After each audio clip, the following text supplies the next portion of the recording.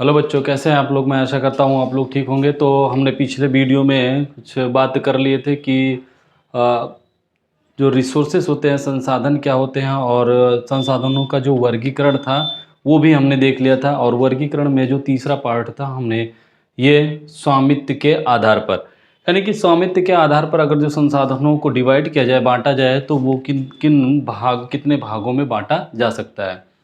अगर हम बात करते हैं स्वामित्व के आधार पर, यानी कि जो मालिकाना हक जिसे कहते हैं उसे, यानी कि उस किसी भी संसाधन का कौन मालिक होता है, उस आधार पर अगर जो बांटा जाए, तो पहला तो होता है व्यक्तिगत संसाधन, दूसरा होता है सामुदायिक स्वामित्व वाले संसाधन, तीसरा होता है राष्ट्रीय संसाधन, और चौथा होता है अंतर्राष्ट्रीय संसाधन। अब इसमें अगर जो हम बात करें कि व्यक्तिगत संसाधन क्या होता है, जिन संसाधनों का स्वामित्व निजी व्यक्तियों के हाथों में होता है, जैसे भूखंड, घरों व अन्य जायदाद के मालिक निजी व्यक्ति होते हैं। जैसे अब मैं अगर जो बात करूं कि किसी घर का अगर मालिक है तो वो कौन है, तो कोई ना कोई एक व्यक्ति ही होगा।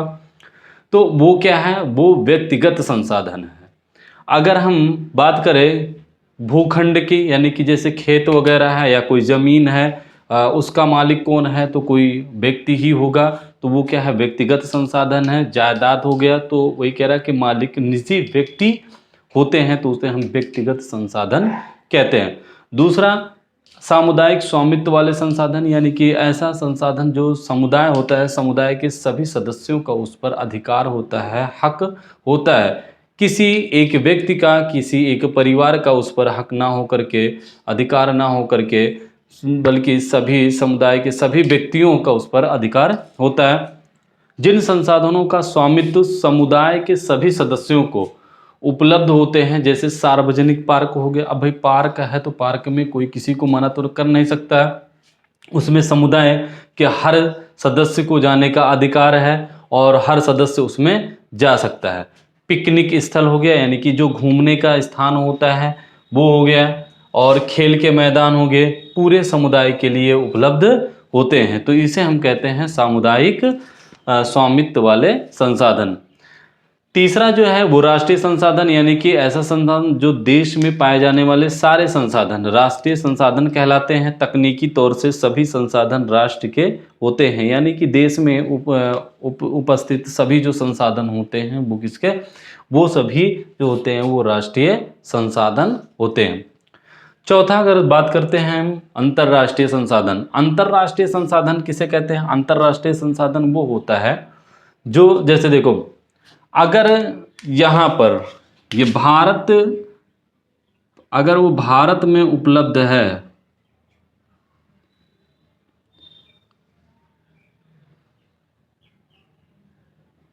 यानी कि भारत के अंदर जो संसाधन है तो उसे हम राष्ट्रीय संसाधन कहेंगे। लेकिन अगर तट रेखा से 200 किलोमीटर दूरी, जिसे अपवर्जक आर्थिक क्षेत्र कहते हैं, से परे, यानी कि अगर देखेंगे तो ये भारत का तटीय क्षेत्र है और यहाँ से ले करके समुद्री क्षेत्र में जाएंगे, इधर इधर कितना, 200 किलोमीटर तक। ये क्या होगा, ये 200 किलोमीटर तक जो है वो क्या है, राष्ट्रीय संसाधन है। लेकिन इससे परे, यानी कि 200 किलोमीटर के बाद का जो भी संसाधन है उसे हम अंतर्राष्ट्रीय संसाधन कहते हैं। अंतर्राष्ट्रीय संसाधन देखो, से परे खुले महासागरीय संसाधनों को अंतर्राष्ट्रीय संसाधन कहते हैं। यानी कि 200 किलोमीटर से जो परे हैं खुले महासागरीय जो अंतर्राष्ट्रीय संसाधन होते हैं उन्हें हम अंतर्राष्ट्रीय संसाधन, यानी कि खुले महासागरीय संसाधनों को अंतर्राष्ट्रीय संसाधन कहते हैं। इन संसाधनों को अंतर्राष्ट्रीय संस्थाओं की सहमति के बिना उपयोग नहीं किया जा सकता है। यानी कि जो अंतर्राष्ट्रीय संस्थाएं होती हैं उनके सहमति के बिना हम कोई भी चीज़ यहाँ पर नहीं कर सकते हैं या इसका हम उपयोग नहीं कर सकते, ठीक।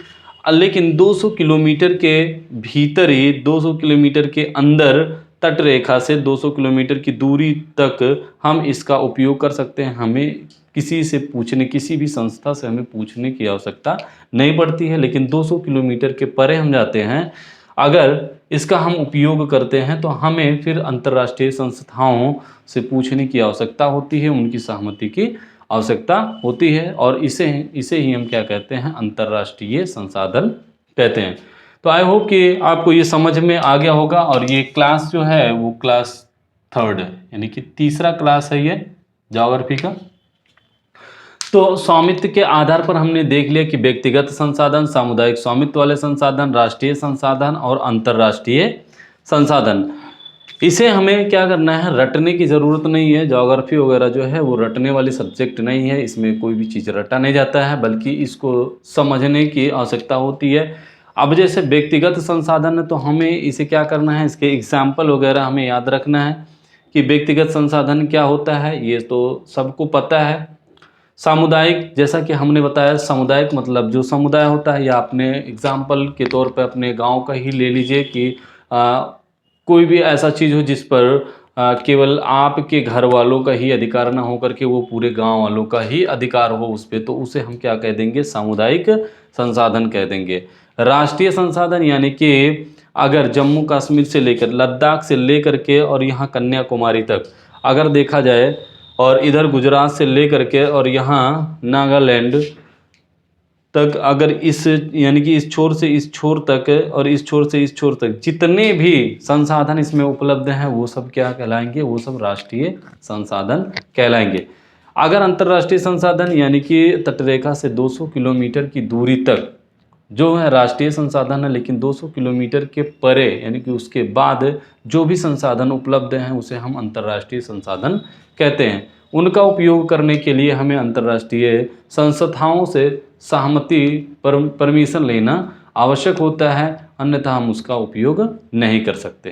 तो आज के लिए इतना ही, फिर अगले वीडियो में मिलते हैं। जो भी नहीं समझ में आएगा वो आप लोग कमेंट कर सकते हैं। जो भी गलतियां हैं, ऐसा मैं नहीं कह सकता हूं कि मेरे अंदर कोई गलती नहीं या मुझसे कोई गलती नहीं हो सकती है। जो भी मिस्टेक है, जो भी कुछ चीज़ें अगर जो छूट रही हैं तो आप कमेंट बॉक्स में कमेंट करके बता सकते हैं, ताकि मैं उसमें जो है सुधार कर सकूं। Okay, thank you so much.